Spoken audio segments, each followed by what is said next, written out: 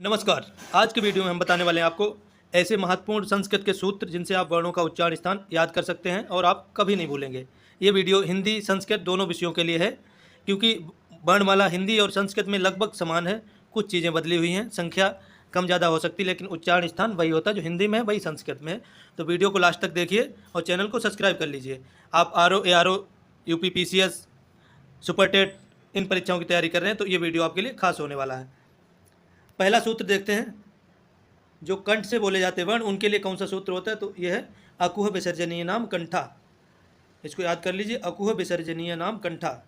तो आ से आ छोटा, कु से का वर्ग, हा और विसर्जनीय से विसर्ग और कंठा से कंठ।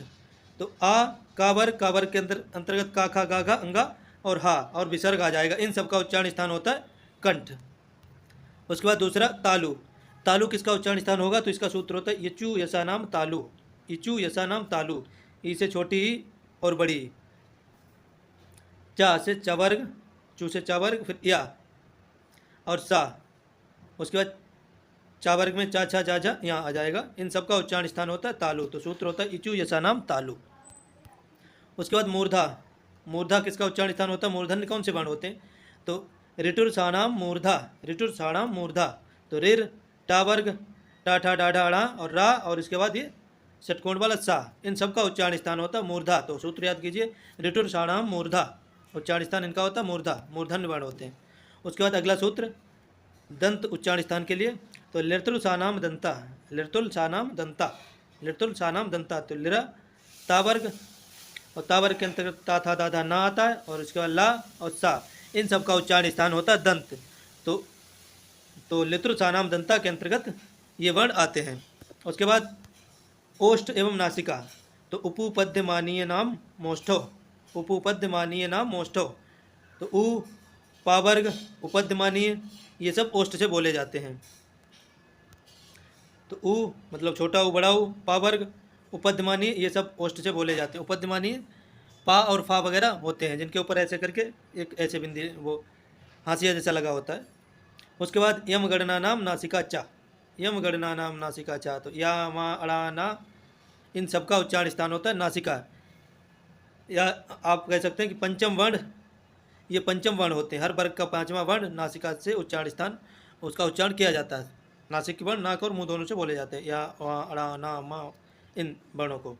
तो यम गणना नाम नासिका चा, पंचम वर्ण का उच्चारण स्थान नासिक के होता है। अब देखते हैं प्रयत्न संबंधित सूत्र। तो अभ्यंतर प्रयत्न के सूत्र देखते हैं। स्पृष्टम स्पर्शनाम, स्पृष्टम स्पर्शनाम, यानी कि जहाँ जिनको बोलने में जीभ स्पर्श करती है वो स्पर्श व्यंजन होते हैं। तो का से माँ तक स्पष्ट व्यंजन होते हैं। स्पर्श व्यंजनों को ही स्पष्ट व्यंजन कहते हैं। सूत्र होता है स्पृष्टम स्पर्शनाम। ईशत स्पष्टम अंतास्थानाम, ईशत स्पष्टम अंतास्थानाम। जो ईशत स्पष्ट होते हैं वो अंतस्थ व्यंजन होते हैं, यानी कि यारा लावा। तो ईशत स्पष्टम अंतस्थानाम, अंतस्थानाम मतलब अंतस्थ। जो ईशत स्पष्ट होते हैं, ईशत स्पष्ट अंतस्थ व्यंजन होते हैं। स्पष्टम स्पर्शानाम, जो स्पष्ट व्यंजन होते हैं स्पष्ट को कहते हैं स्पर्श व्यंजनों को, और ईशत स्पष्ट कहते हैं अंतस्थ व्यंजनों को। और ईशत बिव्रत ऊष्माणाम, ईशत बिव्रत ऊष्णाराम, ईशत बिव्रत ऊष्णाराम। तो ईशत विव्रत कहते हैं ऊष्म व्यंजनों को, ऊष्म व्यंजन सा सा सा हा। अब विव्रतम स्वराणाम, विव्रतम स्वराणाम, विव्रतम स्वराणाम, विव्रतम स्वराणाम, विव्रतम स्वराणाम। तो सभी स्वर विव्रत होते हैं। सभी स्पर्श व्यंजन ईशत स्पष्ट होते हैं। सभी ईशत स्पष्ट अंतस्थ होते हैं। और ईशत विव्रत ऊष्म होते हैं, ऊष्म ईशत विव्रत होते हैं। और जो सभी विव्रत स्वर होते हैं, इसको याद रखिए। अगला देखते हैं घोष अघोष संबंधी सूत्र। वर्गाणाम तृतीया चतुर्थ पंचमा यणस्य घोषा, वर्गाणाम तृतीया चतुर्थ पंचमा यणस्य घोषा। तो वर्ग का, वर्ग कहें तो का खा गा घा अंगा। तो वर्ग का तीसरा चौथा पंचमा यण, यण प्रत्याहार के अंतर्गत क्या आता है, यारा लावा। ये सब क्या होते हैं, घोष होते हैं। वर्ग का तीसरा चौथा पाँचवा और यण प्रत्याहार के अंतर्गत आने वाले यारा लावा घोष होते हैं। उसके बाद अघोष का देखें। वर्गाणाम प्रथमा द्वितीय सल्लश्चा घोषा, वर्ग का दूसरा और चौथा तथा प्रथमा द्वितीय वर्ग का प्रथमा द्वितीय और सल प्रत्याहार के अंतर्गत सा सा सा हा, ये सब अघोष होते हैं। यण प्रत्याहार घोष होता है और सल प्रत्याहार अघोष होता है। पहला दूसरा सा सा सा हा, 3 4 5 11 अलावा, 3 4 5 11 अलावा घोष, 1 2 सा सा सा हा अघोष। अब अल्पप्राण महाप्राण, अल्पप्राणा वर्गाणाम प्रथमा तृतीया पंचमा अंतस्था च। अल्पप्राण कौन कौन से होते हैं? अल्पप्राणा वर्गाणाम प्रथमा तृतीया पंचमा, प्रथमा तृतीया पंचमा और अंतस्था मतलब 11 अलावा, ये होते हैं अल्पप्राण। महाप्राणा वर्गाणाम द्वितीय चतुर्था सलश्चा, महाप्राण वर्ग का द्वितीय दूसरा चौथा होता है और सल प्रत्याहार होता है। अब इसको रिलेट कर लेते हैं पहले से। जो 11 अलावा होते हैं वो घोष होते हैं और इसमें क्या होते हैं? अल्पप्राण होते हैं। 11 अलावा घोष और अल्पप्राण होते हैं और सा सा सा सा हा अघोष होते हैं और महाप्राण होते हैं। महाप्राणा वर्गाणाम द्वितीय चतुर्था सलश्चा, तो महाप्राण होते हैं वर्ग का द्वितीय चौथा और सल प्रत्याहार के अंतर्गत सा सा सा हा आते हैं, ये सब महाप्राण होते हैं। अब देखते हैं काकल्यो हा। हा काकल्य वर्ण होता है। अयुण में हिरस्य स्वर आते हैं, अयोंग में दीर्घ स्वर आते हैं, अयोच में प्लुत स्वर आते हैं।